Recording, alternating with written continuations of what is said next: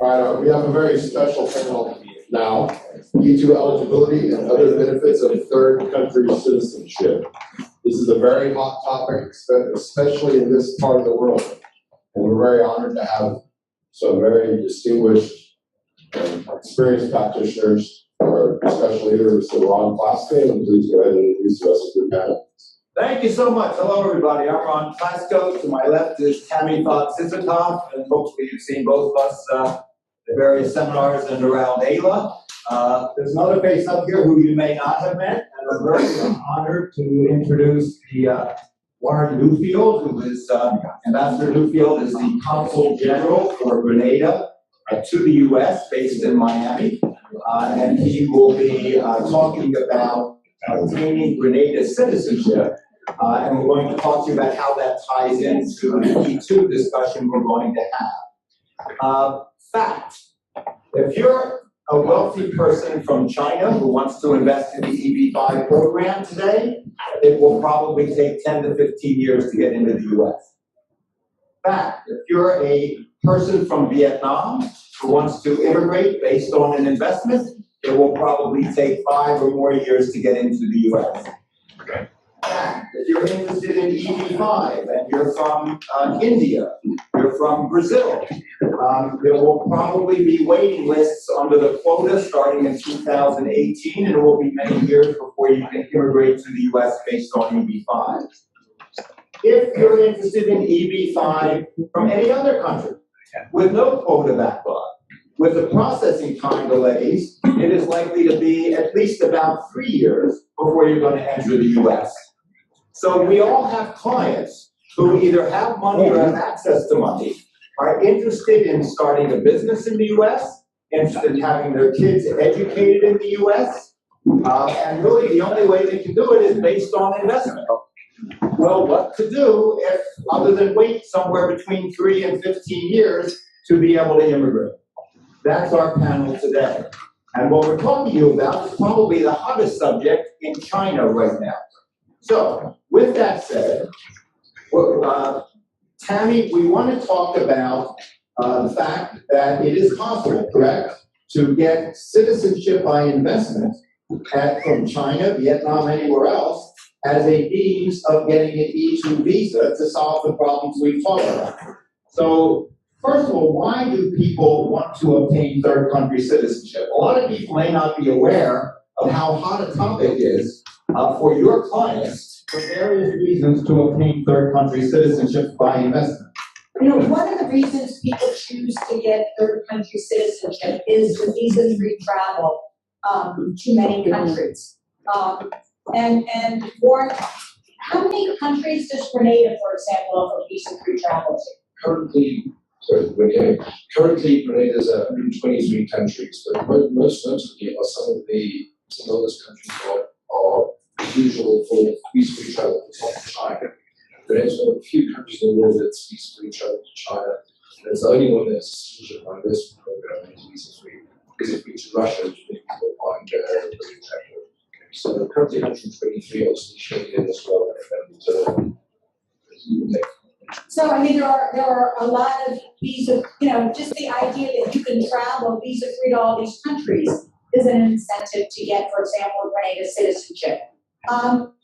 For safe haven, I have lots of clients who are wealthy who come in from Venezuela, and they're not going to get asylum. And there isn't, right now, to get an L is like pulling teeth from USCIS. If they have a company at home that employs 50 people and now is down to 10 people or 8 people, chances of them getting an L or keeping an L are slim. So they may want to get Grenada citizenship because EB-5 processing is at between 25 and 33 months just for the 526. Some people want to get third country citizenship because of tax reasons. I have had a number of Colombians this year give up Colombian citizenship. Colombia is now a 70% tax on worldwide income.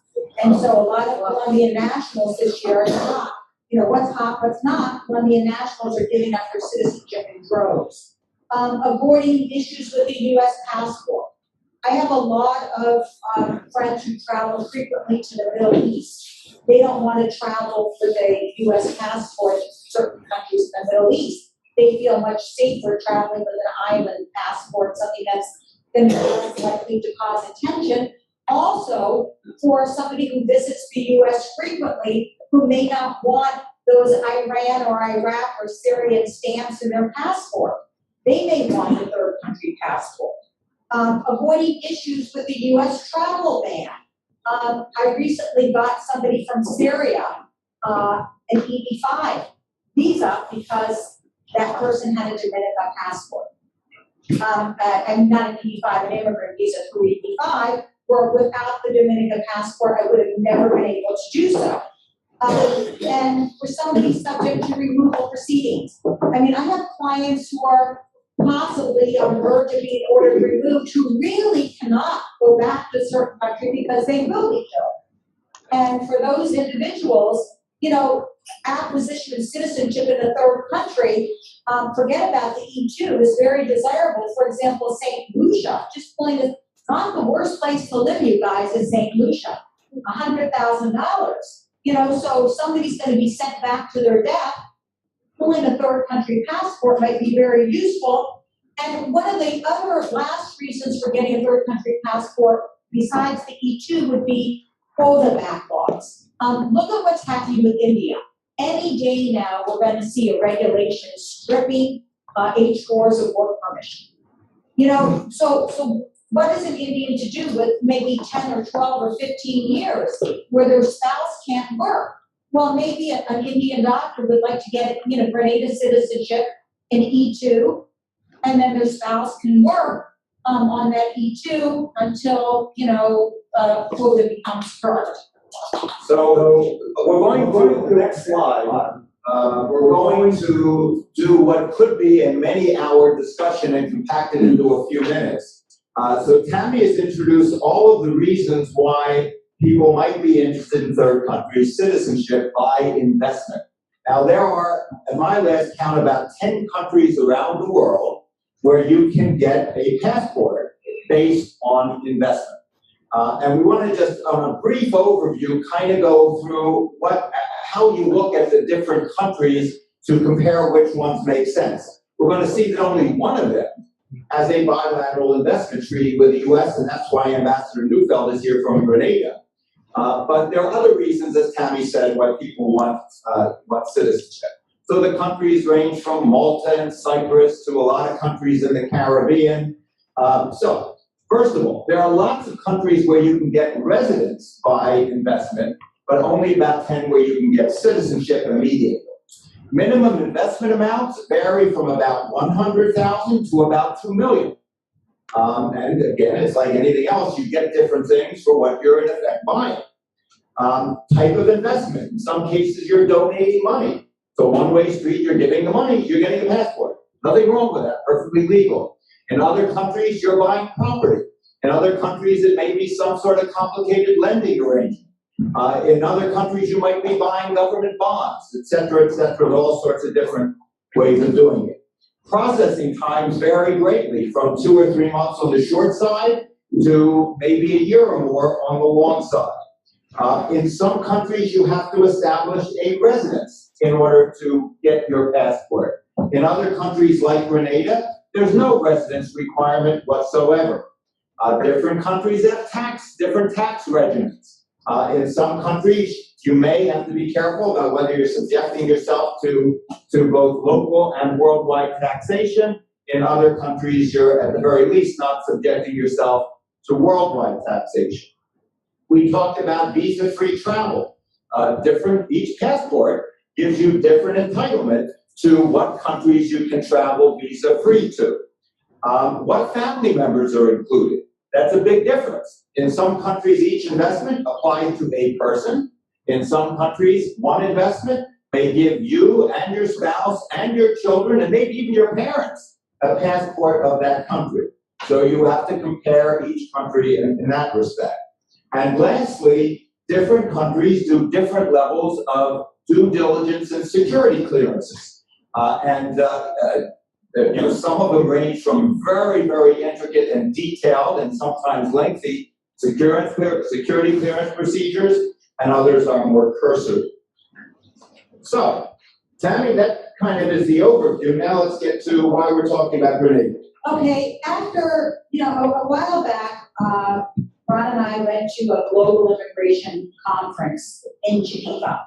And it kind of hit me then, like, why isn't everybody getting Grenada citizenship? Why is there's no reason why anyone can't get an E2 as long as they have a lawful source of funds and no security issue in their background. Because there's nothing disadvantageous about Grenada citizenship. For example, you get the passport, Warren's going to talk to you in detail about this, about the Grenada program, but Grenada, you actually can get a passport in as little as 4 months. Not so bad, right? Minimum investment. It can be a straight donation or a purchase of property, and Warren will discuss that.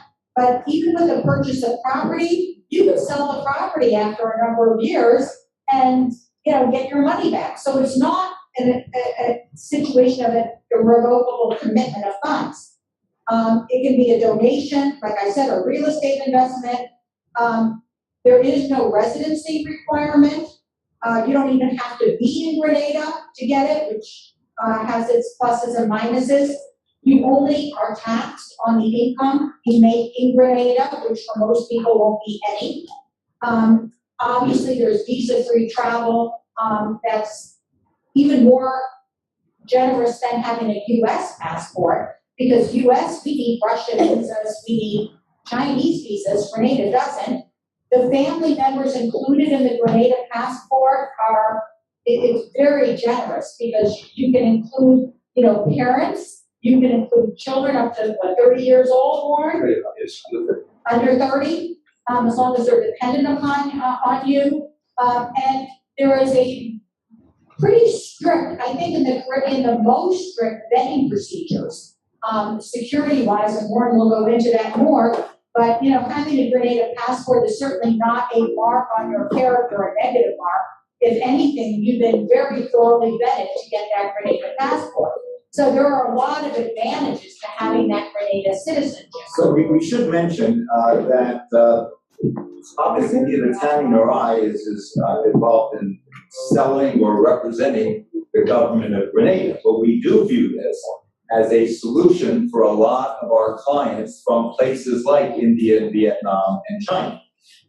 And before we agreed to promote this to our clients, we actually, Ambassador Neufeld hosted us in Grenada. And we had an opportunity to meet everyone from the Prime Minister to the head of the investment program on down to even the U.S. ambassador to Grenada, who was based in Barbados, to do our own due diligence as to whether we were comfortable with this program. And as speaking for myself, I walked away deciding I was comfortable suggesting this as an alternative to my clients. Let's spend a few minutes talking about, on the next slide, talking about some of the advantages of E2s for our investor clients from places like China, India, Vietnam.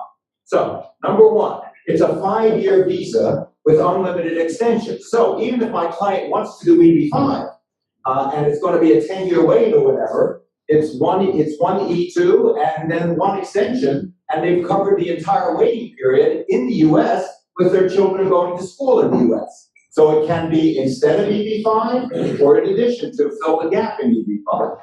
You can obtain the E2 visa, usually we know this, within a couple of months very often. Includes spouse and children under 21. Significantly for our Asian clients, the child can study, the E2 child can study in school, including public school in the U.S. Tammy, on the next slide. On an E2 in most states, I can't talk about all states, but I know including Florida, the E2 until they're 21 gets in-state tuition. And, if you can push your kid, I tell my clients, make sure your kid is on the 3-year program, not the 5-year program, because after they're 21, they're going to have to change that or whatever. But it could be a cheaper way of sending your child to a state school. The E2 principal may choose not to even live in the United States, may not be taxed as a U.S. resident. where the spouse makes no income might be. So you can pretty much avoid US taxation if somebody's not ready for US residence yet. And so that could be a big plus. Spouse can work. Well, that can be a big plus with when H4 lose work permission, which I think might be imminent. Not quite dual intent, but not dual intent. So I understand Elizabeth was telling me that the consul from Guangzhou was here yesterday, basically saying, well, we're not going to deny an F because, for example, a 526 has been filed.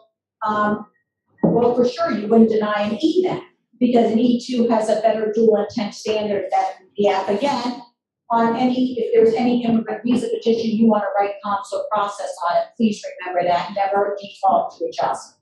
And lastly, if somebody isn't on the path to become a resident, I've had E2s in the United States until their late 90s. There's no reason, as long as the business is flourishing, for somebody not to have an E2 extended. And so it's a pretty good visa. Yeah, a couple of other things, Tammy, that are very topical, certainly with respect to our Chinese clients. And we do a lot of Chinese EB5s. And traditionally, most of our Chinese clients are not particularly interested in coming to the US to manage a business in the US. But we know there's a lot more flexibility on the E2 than there is on, for example, the L1 EB1C in terms of developing and directing and hiring somebody else to manage the business, which is much more consistent with the interests of our Chinese clients.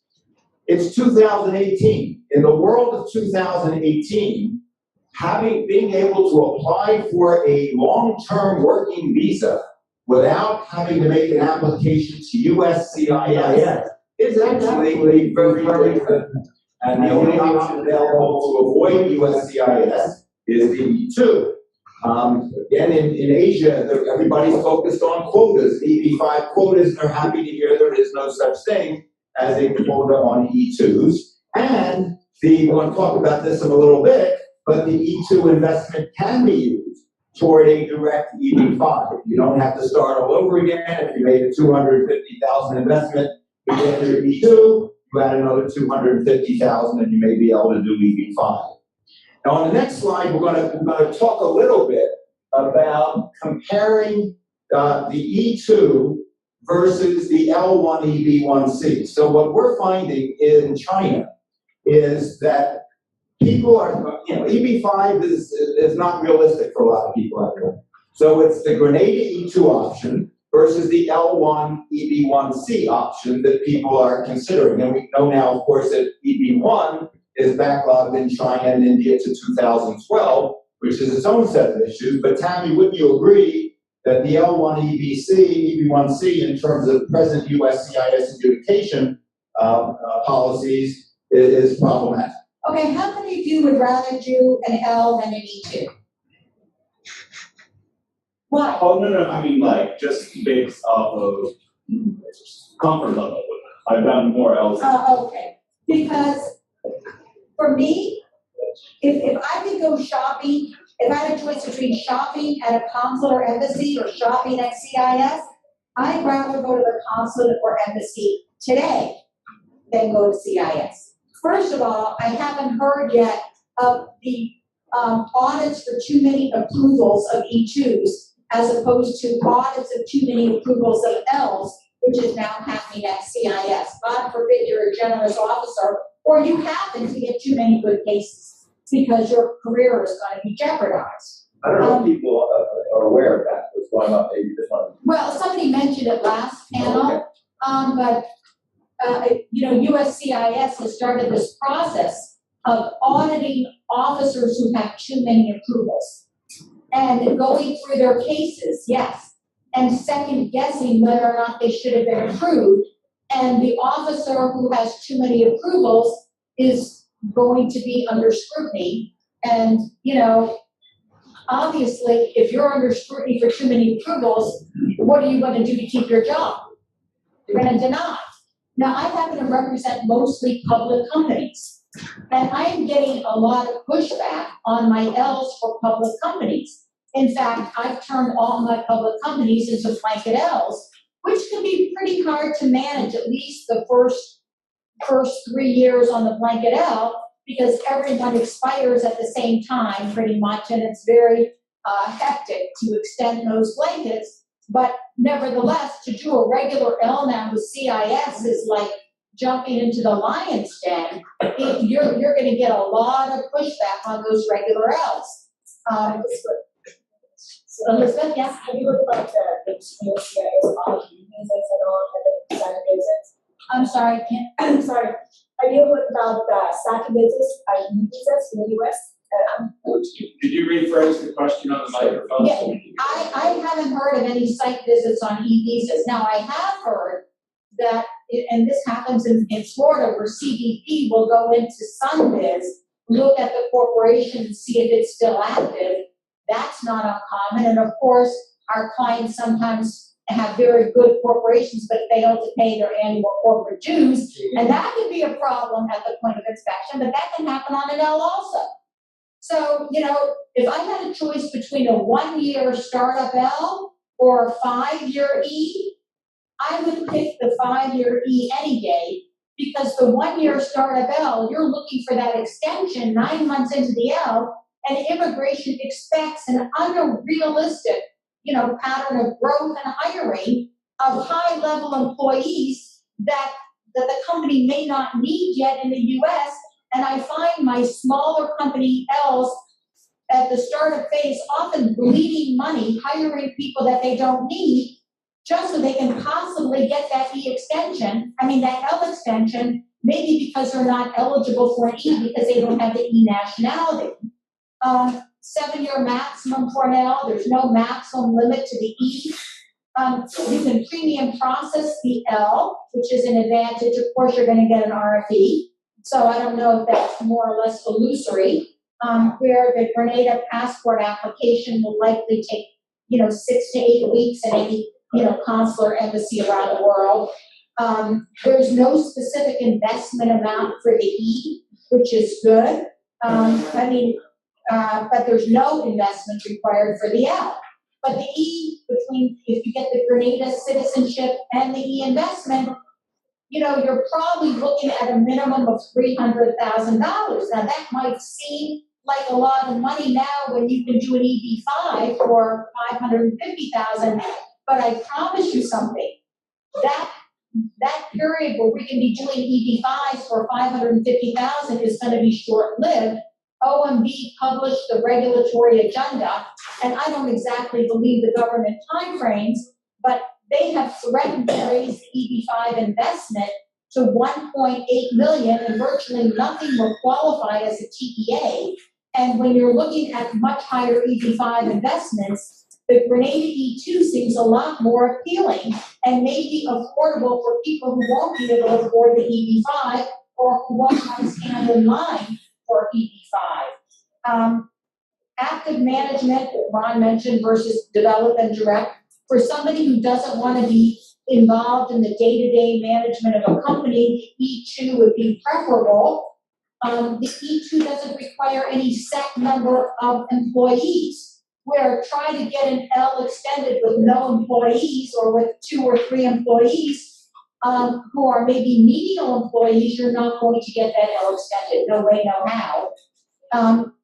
For the L, you need to have a period of overseas employment with the parent, subsidiary, or affiliate abroad, branch abroad. And for the L, you do have the eligibility for an EB-1C, but of course, and I know the Chinese are buying into this, and I just think it's wrong, because they're going to have to really grow that company in the US exponentially to be able to do an EB-1C, and most of them don't understand that, this is what I always tell my clients, and I give this example because I have children.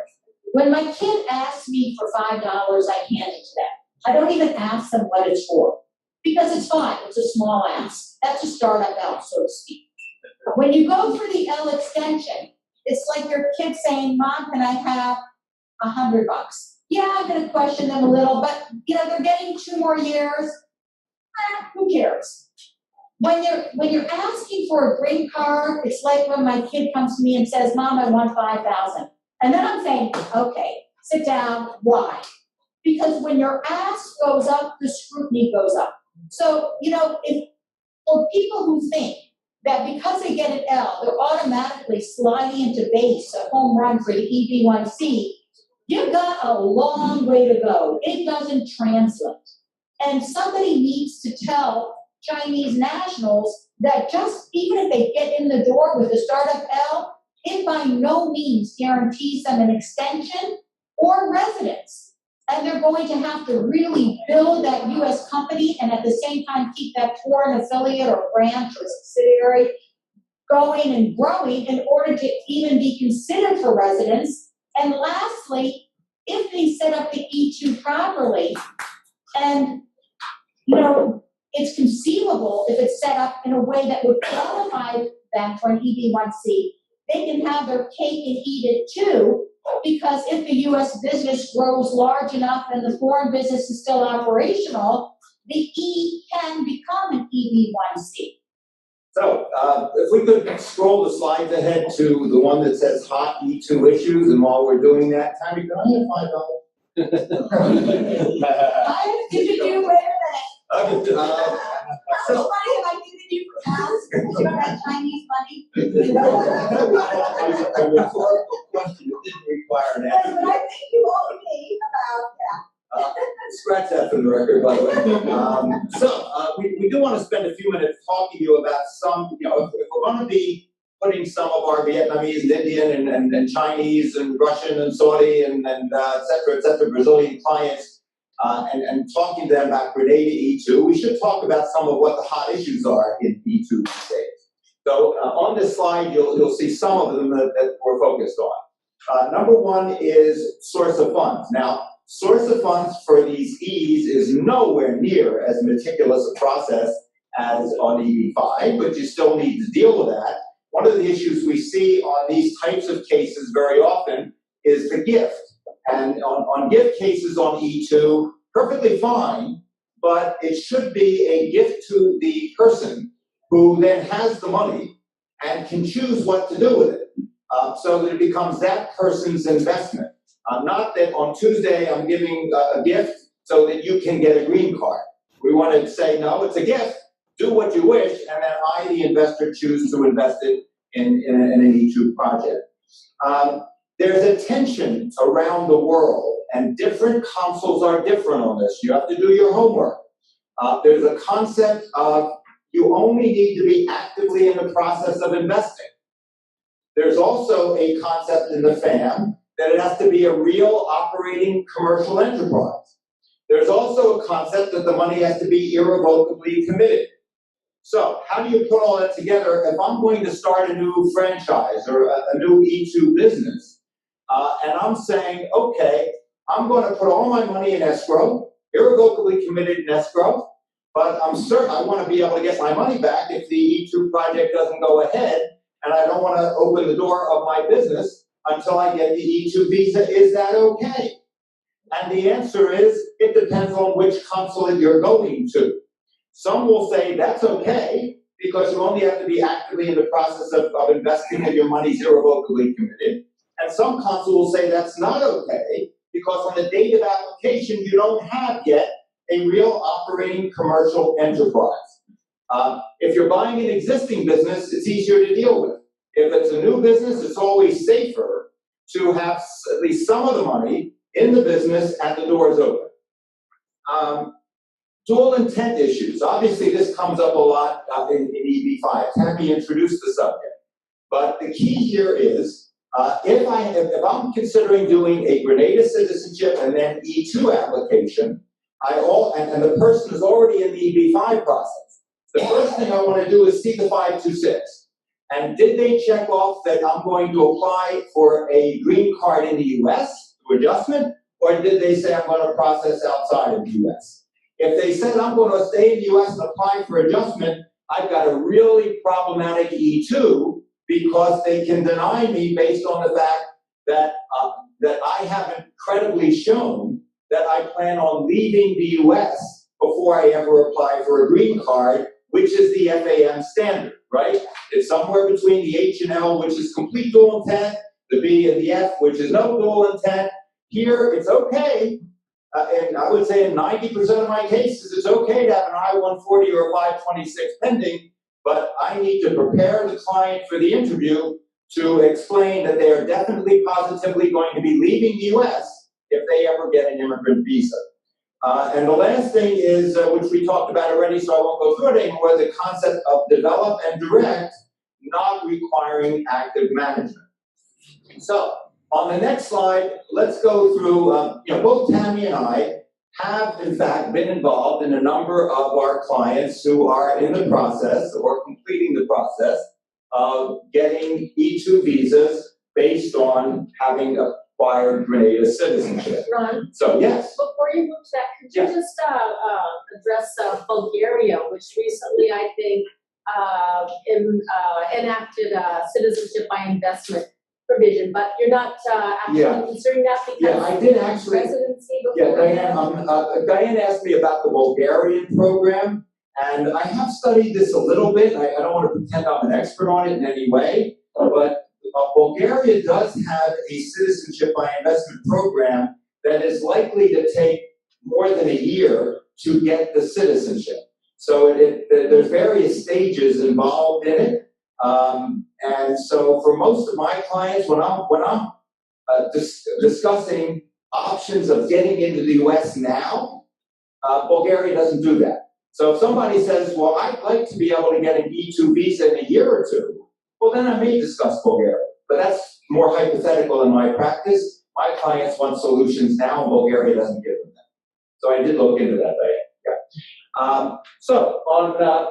Let's talk about some of the specific issues that we have seen for our, in my case, mostly Chinese clients who are going through the Grenada and then the E2 process. English language ability. This is an issue, right? If I do not speak any English, it's a perfectly legitimate question for the U.S. consul to say, how are you going to develop and direct the business if no one speaks Chinese? And so in every case, I have to make sure that my E2 project has some answer to that question. It may be that I have a son or daughter in the U.S. who's going to school and who's going to interpret for me. It may be that the E2 project is going to have somebody. I'm going to employ a bilingual person to run the company. I have to be able to answer that. Choice of consulate is extremely important. And there's 4 choices on these types of cases. Number one is, if it's a Chinese person, number one, the U.S. consulate in Guangzhou. I am aware of successful cases on Grenada E2s in Guangzhou. Most of my Chinese clients do not want to apply there. That's okay. Number 2, the U.S. consulate in Barbados has jurisdiction over Grenada. You can apply there. Number 3, if my client has a residence in Singapore or any other country, I can apply in Singapore. Number 4, various third country consuls around the world are very receptive to receiving these cases. There are a lot of consulates around the world who actually look forward to getting an interesting case because they don't deal with anything very interesting most of the time. And some consulates are very receptive, some want no part of this. So an important part of the lawyering is choosing the right consulate, discussing the various issues of the various consulates with your client. The fact that your client may have no U.S. business experience, well, that's relevant, right? Because the consul can say, well, how are you don't know the first thing about the U.S., how are you going to develop and direct successfully a business in the U.S.? And in preparing my client, yes doesn't answer to that. And it may be that, well, I'm going to hire somebody who does have U.S. business experience. Now, the answer may be different in each case. Nexus with Grenada. Now, what does this mean? This is a practical issue, not a legal issue. Our experience with the U.S. consulate in Barbados, Ambassador Newfield is going to talk about 2 ways to get citizenship in Grenada. One is the donation option, the other is buying property. When the client chooses to donate money to the government of Grenada and has never been to Grenada and has no residence in Grenada, we have seen problems at the U.S. consulate in Barbados on the fact that the client has no nexus to Grenada. You're not gonna find that anywhere in the law or the FAM. I'm telling you practice, how it works. So what does that mean? It means if our client is going to choose the donation option in Grenada, we're going to suggest two things. Number one is he go to Grenada and be able to say, yeah, sure, I've been to Grenada. Number two, we're going to suggest that he have a lease for a period of time for a property in Grenada that will enable him to have a residence address in Grenada, which should establish this made-up nexus with Grenada requirement. Well, what if the client says, I want to speed things up, so while I'm getting my Grenada citizenship, I want to do my investment now, so the next day after I get my Grenada passport, I can apply for the E2. Well, you can certainly do all the prep work while you're getting Grenada citizenship, but you don't want to make your investment until you're a Grenada citizen.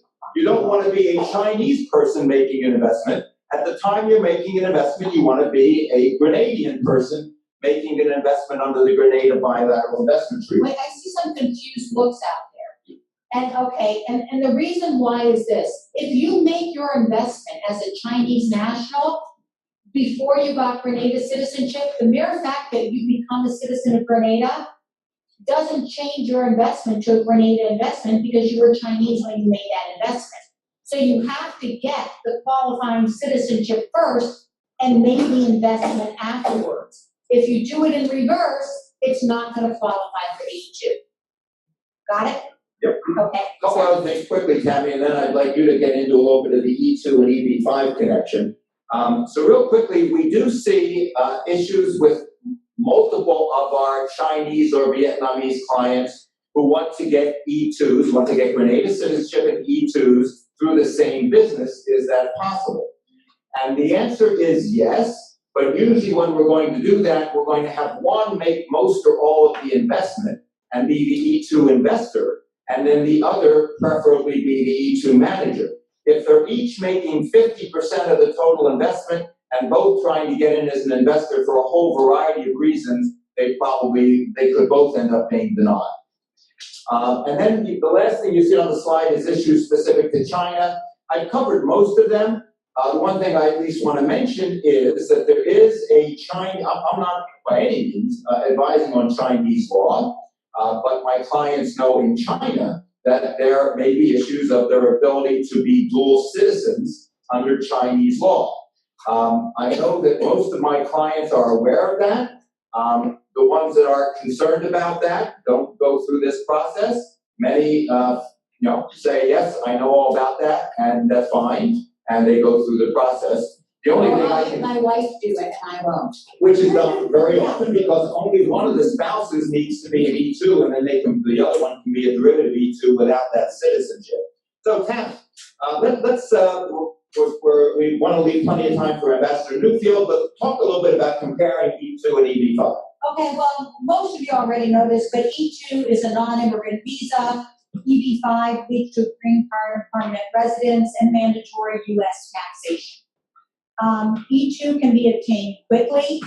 The processing time for a 526 now is between 25 and 33 months. And I happen to think that unless the regional centers, and I hope you're listening to me, CMB and American Life and others, you all need to go to Congress and start to lobby for a realistic processing timeline, because for it to take 25 months minimally to adjudicate these cases when for most of them only source of funds needs to be looked at is absolutely ridiculous. For an E2, your taxation depends upon, again, time spent in the US. EB5 is going to be mandatory taxation. EB5 has an exact amount of investment, which will likely go up, and you have to create 10 jobs. E2 doesn't. E2 is filed at the US consulate, or it can be filed with USCIS. I prefer to file at US consulate or embassy. EB5 has to be filed with CIS. EB5 is available for all countries. E2 only for treaty countries. E2 requires at least 50% ownership by the treaty nationals. EB5, you don't even have to be an owner of the business. You can be a limited liability partner. E2 investment can be applied to direct EB5 investment. But if you're going to do that, you better know the rules of the game, because you cannot acquire a business from somebody else and have that money go to that third person and still qualify for a direct EB-5. The money, the capital actually has to go into the business.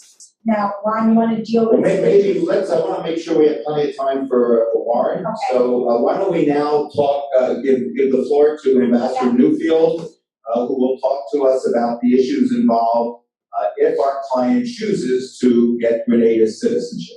Thanks, Ron, thanks, Tammy. Appreciate having the opportunity to be here this morning and talk a little bit about Grenada. I'm just waiting for the slide deck to come up. So whilst they're coming up, I'll just really give you the rationale why the government of Grenada introduced CBI, Citizenship by Investment.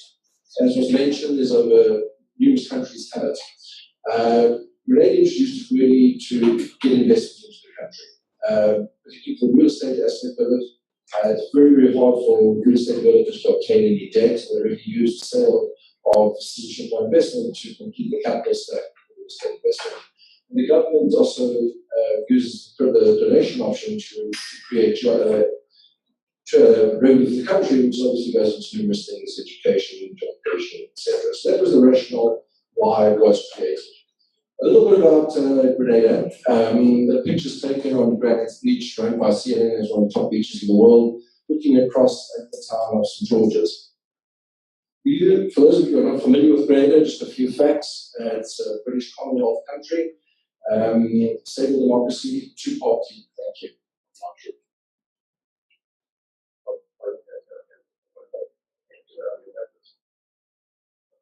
So I just want to simply get back to the right page. Really, part of British Commonwealth, it's a Commonwealth, relatively small country, 100,000 people. English is the official language. As a location, it's south of the hurricane belt, so the people who are looking at this, it's a great high-end Caribbean destination. The economy, what drives the Grenada economy? Three things primarily. Number one, St. George's University. It's home to the largest American accredited medical school. Interesting statistic, 1 in every 100 doctors in America is a graduate of St. George's University. It's got a very large veterinary school. 7,000 foreign students are based there, which shows full population. Let's say they make their presence known. You have agriculture as one of the other big parts, one of the biggest spice exports in the world. And lastly, tourism. So that's the core part of the economy. As part of the Eastern Caribbean Monetary Union, linked to the US dollar, so very stable currency. There are no taxation of foreign income. There's no need to report any foreign income. So only money earned in Grenada is taxable. The integrity of the passports. This was one of the biggest things that the Prime Minister looked at when the program was introduced. You will never ever find Grenada Prime Minister on road shows promoting it, unlike a number of other Caribbean destinations. His biggest thing is the due diligence. Our processing times are slightly longer than the other Caribbean jurisdictions. He's very, very careful who's coming into Grenada. One person doesn't make a decision on whether the vetting process works. It's approved by the cases recommended by the CBI unit, but then goes across to a full cabinet for a white house. So we wanted to make sure that there was integrity to the process. One of the most generous in terms of family members. Children, dependent children under the age of 30 are eligible, as well as parents and grandparents. So those are the financial dependency. This talk currently in government are removing the financial dependency. What's also important is that future children are eligible for Grenada, as well as future spouses of the children. Recently, my son got married and his wife became Grenadian, and one of the other kids, the child visa in Grenada became Grenadian. So those went through. And that's not applied for through citizenship and investment, it actually applied for home affairs. Future spouses and grandkids. Well, can I say something here? I mean, think about this though for a moment. If that family unit all becomes Grenada citizens, the 29-year-old son can apply for her own E2. The parents can apply for their own E2. you have such a big family unit riding on that Grenada citizenship that you have potential E2s all over the place within that family unit. It's much more generous than the US immigration system. Thanks, Amy. Certainly doing that. E2 I won't discuss more about, but as you pointed out, we're the only country in the world that has a citizenship by investment program that has no residency requirements and E2 visa treaty. And lastly, successful applicants can obtain a graded residency card, which we found particularly in China is a very appealing option for clients.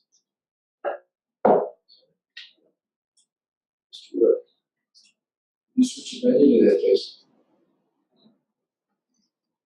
Thank you. Yeah, it's an echo equation, sorry. Yeah, there we go. Thank you. Not too many, sorry. Right. So relatively fast process. It's running about 120 days at the moment. I mentioned briefly earlier visa-free travel, so I won't repeat that. There is no interview required, there's no visit required, and no residency required. On the real estate option, it has one of the shortest hold periods, and it is eligible to resell the investment after a few-year period.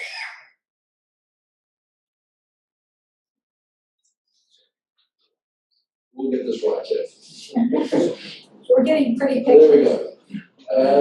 So as I said, there are two options. One is a donation, a transformation fund, very straightforward process. The other one is real estate purchase. There are a few projects which I'll go through that one can choose from. That's in a nutshell basically works.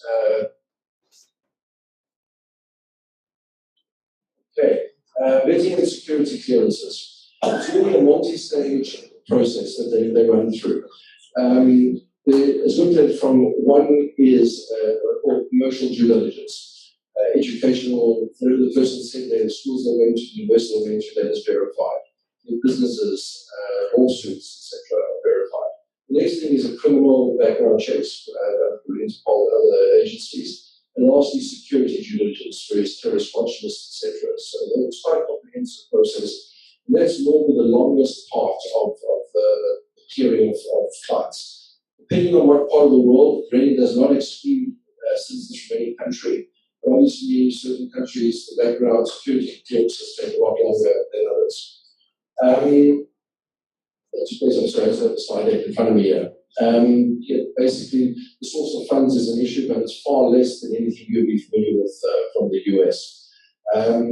One thing they do look for, and rejections are normally based on basically incorrect information being submitted or incomplete information being submitted. In terms of criminal background checks, smaller offences like a DUI tend to ignore those. Usually they're looking for more serious criminal things. Person pulled the marijuana at 18 years old, the person's 30 years old applied. You can do any real jail time. Those kind of things that will overlook. They're actually very reasonable to work with the team in terms of that. One thing they also look for a person looks in 3, 4, 5 citizenships, why. So I think ones that can be justified and explained, that is one of the red flags. Very important, IMF has ranked Grenada CPI program as the gold standard. As I previously stressed, the integrity of the passport is the biggest single thing. How it works is there's two types of agents. One wants to apply to wants to become a Canadian citizen. So firstly, you work with one of the international marketing agents. One goes to the website, they're clearly listed over there. Or one of the property developers will have their own marketing agent license. The client will also need to work with a local agent. A local agent in Grenada is a Grenadian lawyer. It's been approved. Not all lawyers are local agents, but all local agents are lawyers. So there's certain of them that are much more efficient than others, in my experience. So normally the marketing agents already have relationships, so they'll take care of that relationship. And that's how they'll be managed. As mentioned, the PR card is an option that's available for an extra $1,000 a year. And very important though, for it to have a Grenadian address, the client does need to either rent on a long-term lease or own property in Grenada. So when one was looking at a Section 11, which is the real estate option, what you always consider, is it a share purchase or is it actually a title deed and transaction? Just some of the approved projects that are currently underway in Grenada, right through the country. They have them. I'm just going to quickly whip through 3 of them.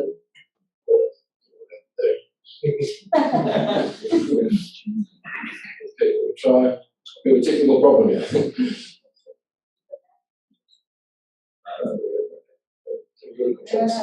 Maybe you're more successful than I am. You'll try to to the next slide. Just press the next one. I'm just going to cover off 3 of these. I think this one's going to be in trouble. Okay, let's drop over another one there.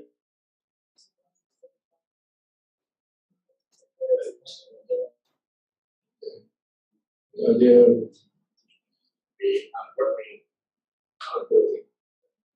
We lost that slide deck. Okay. Okay, basically, it's just a sampling of the 3 projects that were approved there. For full disclosure, I wear 2 hats here. I'm Ambassador of the Consul General based in Ambassador of the Consul General, which I do for the grand total of $1 a year. And I'm also one of the largest real estate developers in the country. So one of the projects will give you 5. the Kimpton Moana Bay, which is an IHG hotel, and so for full disclosure, I just wanted to mention that. So it's from the rest there. I'm going to take over, so you know this part. Okay. I'll just run through the 3 real estate projects that I have started there.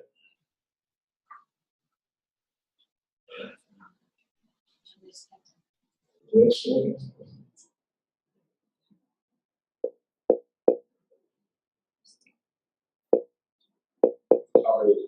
Next one, please. Yeah, basically, yeah. So, I'll be around afterwards if anybody has any specific questions about the program. It's a relatively new program.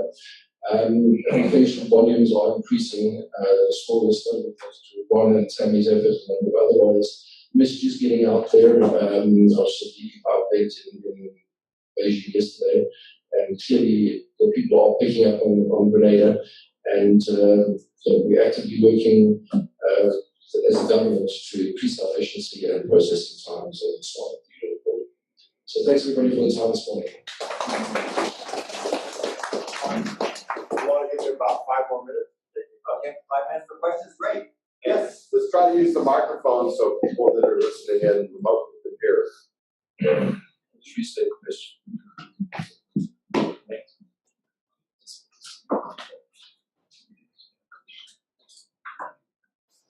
You're planning this option as an alternative to EB-5. What do you feel is the possibility the government of the United States will say, hey, this is like a scam, so to speak, and you're using this just to get around these regulations, and they're going to shut this down too, or could be a viable. Well, this isn't just a way to get around EB-5. It's a way for people for countries where they don't have an E2. For me, I'm in Miami. I'm dealing with Venezuelans. I'm dealing with Bolivians. I'm dealing with Brazilians. None of them have E2 treaties. And with EB-5 amount of investment going up and with the processing time getting longer and the situation in some of these countries becoming dire, the E2 visa is a very nice option. And if you play this out, let's just say, somebody chooses even the land acquisition at $400,000. You can bring in your parents, you can bring in your kids who are 27 and 28. You're opening up the E2 visa option for maybe 4 or 5 different family units. So you get a lot of bang for your buck there. But like I was telling somebody earlier, I had an Israeli get an E2 from the former Soviet Republic of Georgia. He got the Georgian passport 2 weeks before because his grandfather was born in Georgia. I've had so many Jewish people obtain Spanish passports because their great-great-great-great-grandfather was a Sephardic Jew from Spain. I mean, why is that different? They've got no ties to Spain, maybe have never been in Spain. there's no requirement that you have a nexus to a country where you have a nationality. Now, if that gets written in the Foreign Affairs Manual, it's going to kill more than Grenada. It's going to kill all those other countries, all those other situations where people just, acquire a passport through some type of accident of birth of a grandfather or a grandmother or whatever. Yeah, this is not, folks, a scam. I mean, I've been doing immigration law for well over 30 years, and I remember going to a visa office liaison meeting more than 30 years ago, where they said if the US government does not inquire into how someone obtained a passport, that's not our issue. So if someone comes to us with a US passport from a third country, we just look at the E2. This is 30-some years ago. The fact that, Grenada, this is not a brand new treaty. There's nothing new about this. It just is an option now that we've worked on how to solve the problem of our EB-5 clients, but it doesn't even have to be related to that. So A, it's not a scam. B, this has long existed, and I think that's very important. I just want to say one other thing, by the way, real quickly. If anybody's interested in the concept of citizenship by investment generally, there is an organization that I'm very involved in called the Investment Migration Council, based in Geneva, Switzerland. They do an annual forum in June in Geneva. I can give you more information on that if you want. Next question. You mentioned something about using the E2 investment, toward the EB-5 investment. What are some of the challenges that come up, just to feel that using specifically the investment that you use for the E2 investments? It would always be a direct investment. So obviously, if you want to take advantage of the TEA option, you would want to make sure that E2 investment is in a TEA. The other thing is you can't buy a business. You have to invest in a brand new commercial enterprise, or you have to equitize a current investment, because if the money doesn't go into the business but goes to the seller, it won't qualify for E2. The other thing is that, sometimes it won't qualify for EB-5. A lot of times E2s turn into EB-5 over generations, so to speak. So you have to make sure that your investor is taking money out, getting taxed on it before she's putting it back in. To qualify for EB-5, because if it's just retained earnings, it's not going to qualify. I mean, we do whole conferences on, E2 to EB-5, and it's a fairly complicated area, but those are some of the areas you want to look at, and obviously you need the 10 qualifying employees. Yeah, there's a couple other things I want to add to Tammy's very good analysis, because we do get involved in this a lot. One is if somebody's on E2 today, and maybe he's going to add to his investment in 5 years and do an EB-5. Remember, EB-5 requires very meticulous documentation of source of funds, which means if there's any possibility that my E2 is going to be an EB-5, I want to go way beyond the bounds of the E2 source of funds documentation to have that available. Another issue we get involved in a lot on E2s to EB-5 is, well, what I do an E2, I make a $200,000 investment, and I now have 8 employees. And now I'm going to add $300,000 to be EB-5 and just add maybe 1 employee or 2 employees, whatever. Are there any issues with let's say I already have 10 employees, but I'm 200,000 short. Can I make a 200,000 investment today to reach the 500,000, but that 200,000 didn't add any employees? In my opinion, that's fine, but that's an issue we deal with. I just wanted to address that question from before, and I want to echo what Ron Tang said.